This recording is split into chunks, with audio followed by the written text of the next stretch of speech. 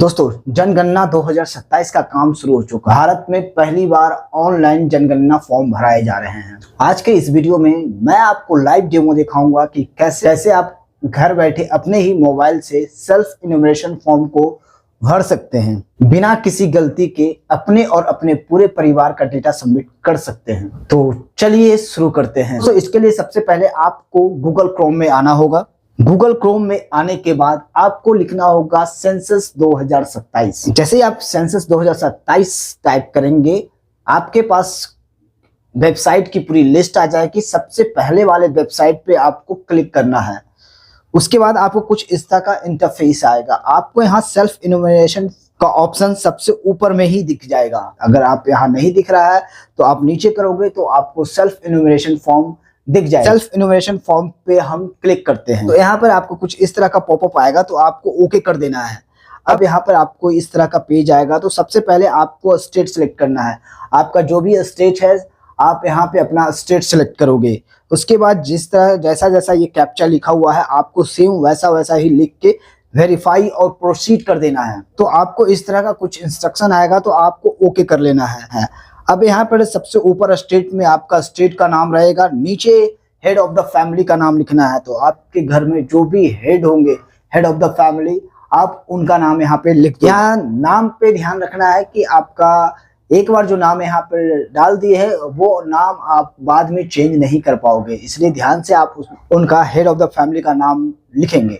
Head of the family का मतलब ये नहीं होता है कि एज में बड़े हैं तो उनका नाम लिखा जाए। हेड ऑफ द फैमिली का मतलब होता है जो आपके घर चला रहे हैं, जो पूरा व्यवस्था करते हैं घर चलाने में, उनका यहाँ पर नाम लिखा जाएगा। यहाँ पर एक मोबाइल नंबर डालना है, उस मोबाइल नंबर पर एक ओटीपी आएगी। फिर नीचे एक ईमेल आईडी डाल दें। ईमेल आईडी ऑप्शनल है, आप डालना चाहें तो डाल सकते हैं, नहीं तो नहीं भी डालेंगे तो चल जाएगा, लेकिन मेरा रिकमेंडेशन यही है कि आप ईमेल आईडी यहाँ पे डाल दें। वेरीफाई एंड प्रोसीड कर दें। उसके बाद आपको एक ओटीपी आएगी। तो ओटीपी डालने से पहले यहाँ पर सिलेक्ट लैंग्वेज कर लेना। आपको जो आसान लगे भाषा फॉर्म को भरने में, उस फॉर्म को आप सिलेक्ट करना। तो मैं हिंदी सिलेक्ट कर लेता हूँ। हिंदी सेलेक्ट करने के बाद यहाँ पर जो भी ओटीपी आई है, मुझे ओटीपी डाल के वेरीफाई ओटीपी करना है, तो मैं वेरीफाई ओटीपी कर देता हूँ। उसके बाद आपको कुछ इस तरह का इंटरफेस आएगा। आपको स्टेट पहले से ही सबमिट रहेगा। आपको डिस्ट्रिक्ट यहाँ पे सिलेक्ट करना है।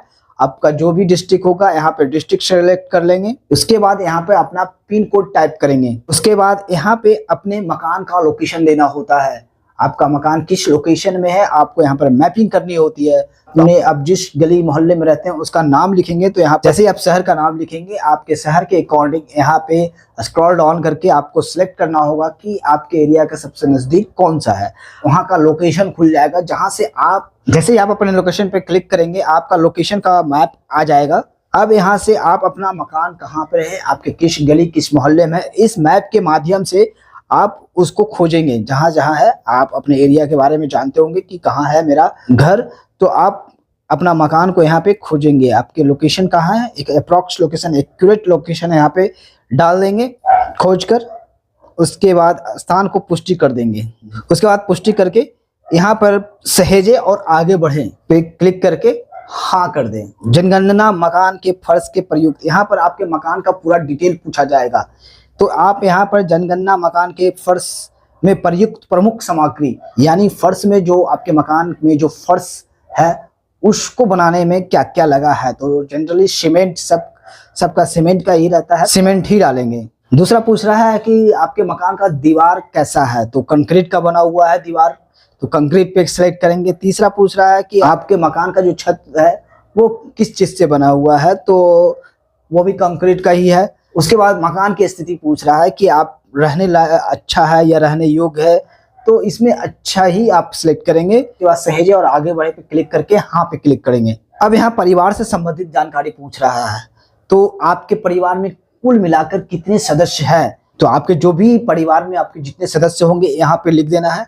हेड ऑफ द फैमिली का नाम पहले ही आ जाएगा जो आपने वहाँ पे लिखा है। हेड ऑफ द फैमिली का नाम हिंदी में लिखना है, यानी जो भी वहाँ लैंग्वेज आपने सिलेक्ट किया है, हिंदी किया है तो हिंदी, इंग्लिश किया है तो इंग्लिश, जो भी लैंग्वेज आपने सिलेक्ट किया वहाँ पे किया था आपको वही लैंग्वेज में यहाँ भरना है। अगर आपको हिंदी टाइपिंग यहाँ से नहीं कर पा रहे हैं तो आप चैट जीपीटी में जाना, आप अपना नाम लिख के /देवनागरी लिख दोगे तो आपको प्योर हिंदी में करके आ जाएगा। जैसे इस तरह से और उसके बाद वहां से आपको कॉपी करके यहाँ पर पेस्ट कर लेना है। अब घर का जो हेड फैमिली है उनका सिलेक्ट कर लेना है।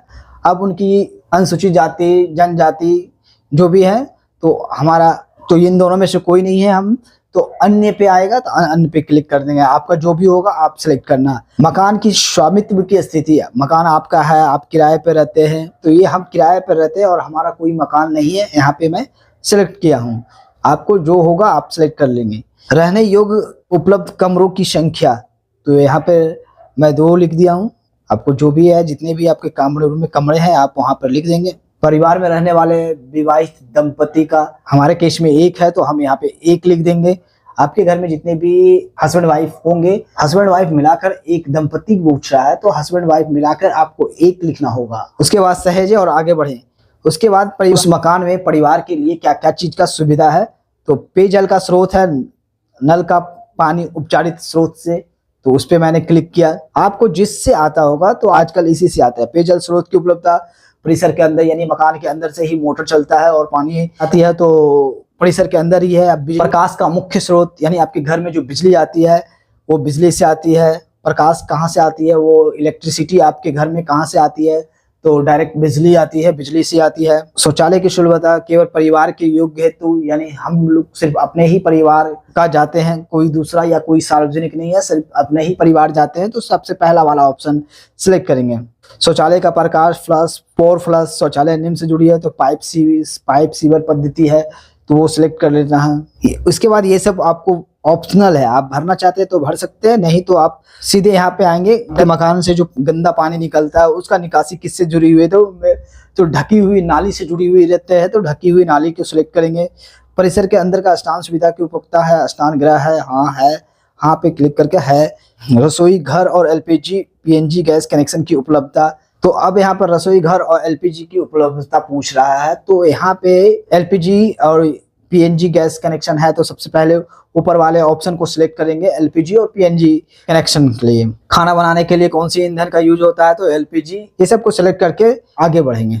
अब आपसे पूछा जा रहा है परिवार द्वारा धारित परिसंपत्तियां, यानी परिवार में क्या क्या संपत्ति है, जैसे रेडियो ट्रांजिस्टर है, तो हाँ है, हाँ पे क्लिक करके मोबाइल या स्मार्टफोन पर, क्योंकि आजकल सभी के मोबाइल और स्मार्टफोन पे रेडियो फैसिलिटी होती ही है, इसलिए आप हाँ वाले ऑप्शन में जाके मोबाइल स्मार्टफोन पे क्लिक करेंगे। दूसरा है टेलीविजन, तो हाँ हमारे घर में टेलीविजन भी है, जो कि दूरदर्शन वाला नहीं है, ना ही DTH वाला है, जियो का एयर फाइबर यूज करते हैं, तो हम अन्य वाले ऑप्शन पे क्लिक करेंगे। अगर आपका कोई भी DTH यूज होता है तो DTH पे क्लिक करेंगे। अगर आपके घर में टीवी नहीं है तो डायरेक्ट नहीं पे क्लिक करेंगे। अब इंटरनेट की सुविधा आपको कहाँ से मिलती है, अगर आप इंटरनेट चलाते हैं तो हाँ लिखेंगे, अगर और चलाते हैं तो आपको कहाँ से वो इंटरनेट मिलती है, तो मोबाइल स्मार्टफोन में आपको मोबाइल स्मार्टफोन से वो इंटरनेट मिलती है, तो आप ये वाला सिलेक्ट करेंगे। अगर आप इंटरनेट बिल्कुल नहीं चलाते हैं तो आप नहीं करेंगे। लैपटॉप या कंप्यूटर है, अगर है तो हाँ, नहीं है तो नहीं पे क्लिक करेंगे।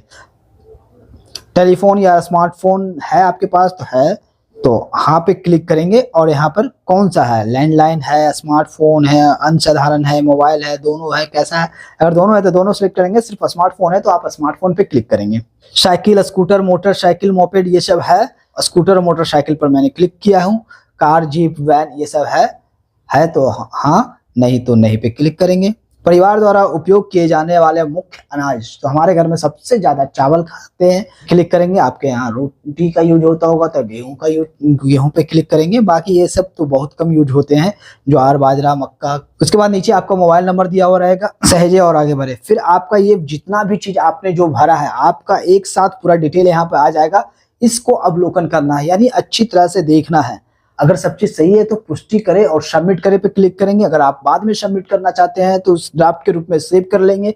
अगर आपको कुछ इसमें त्रुटि लगता है, गलत लगता है, तो संशोधन के लिए वापस चले जाएंगे, तो फिर से आपको सारा चीज फॉर्म भरने के लिए बोलेगा।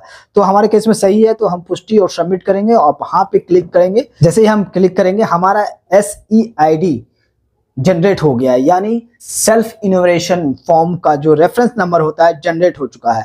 यहाँ पर बताया जा रहा है इस रेफरेंस नंबर को संभाल कर रखेंगे, क्योंकि जो भी इनोवेटर होंगे, यानी जो भी जनगणना करने आएंगे, आपसे ये मांगा जाएगा। तो ये फॉर्म को, ये इनोवेशन फॉर्म को आपको संभाल के रखना है। जब कभी भी पूछा जाएगा हमें ये इनोवेशन रेफरेंस नंबर को शेयर करना होता है। तो दोस्तों इस तरह से मात्र 2 से 3 मिनट में आप अपना ऑनलाइन जनगणना भर सकते हैं। इसको भरने से बहुत सारे फायदे होंगे। आपको जो भी सरकारी काम है, आपको जो भी सुविधा सरकार की तरफ से मिलती है, आपको मिलती रहेगी। अगर आप इस फॉर्म को नहीं भरते हैं तो आपकी जनगणना नहीं हो पाएगी और आप सरकार के कुछ फायदे से आपको निलंबित कर दिया जाएगा। तो दोस्तों अगर आपको वीडियो यूजफुल लगी है तो वीडियो को लाइक कर दें, चैनल को सब्सक्राइब कर दें। मिलते हैं अगले कुछ इसी तरह का न्यू जानकारी के साथ। तब तक के लिए धन्यवाद।